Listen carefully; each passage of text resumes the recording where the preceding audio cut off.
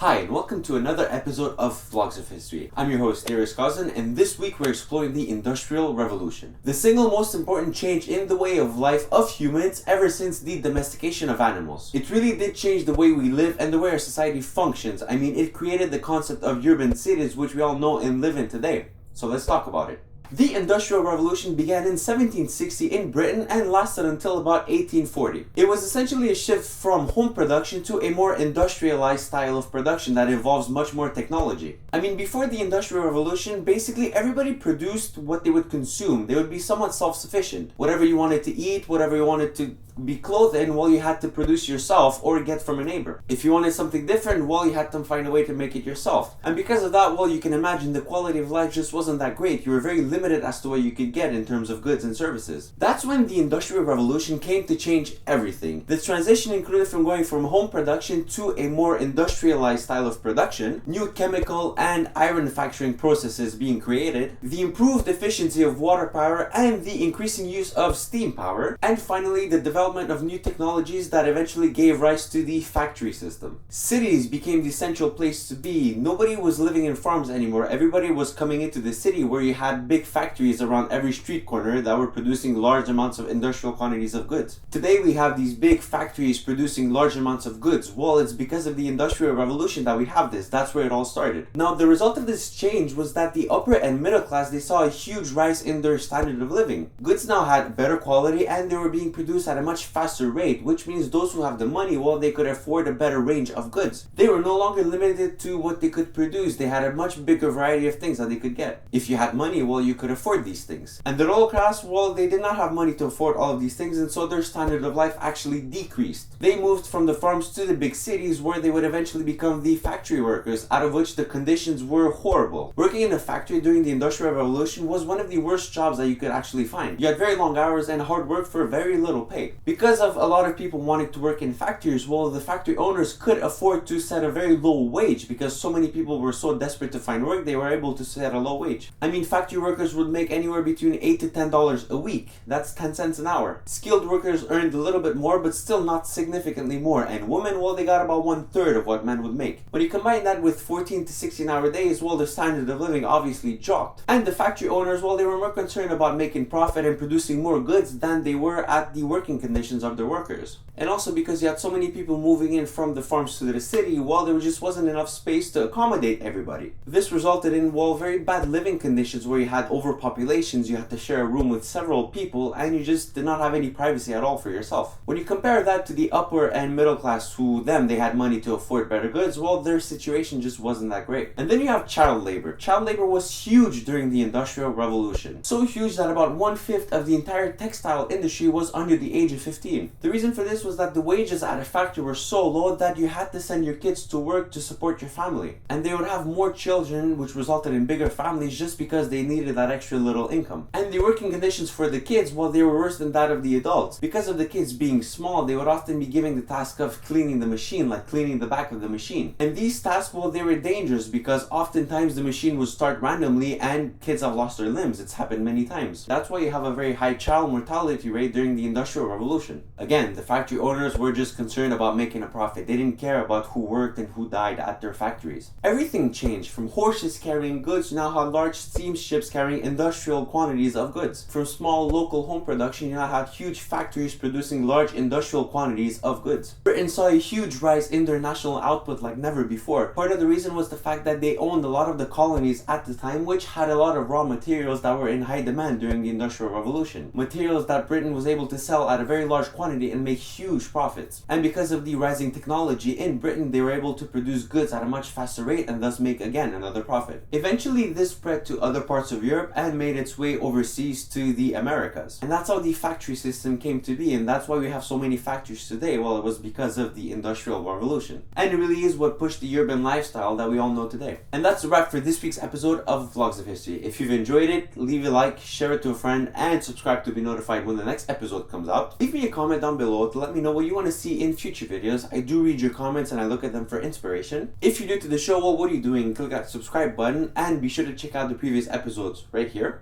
As always, I'm your host, Darius Kosdin. You can follow me on social media. And remember, these videos come out every Monday, so be sure to stay tuned and subscribe to be notified. It's been an absolute pleasure, and I will see you all next week.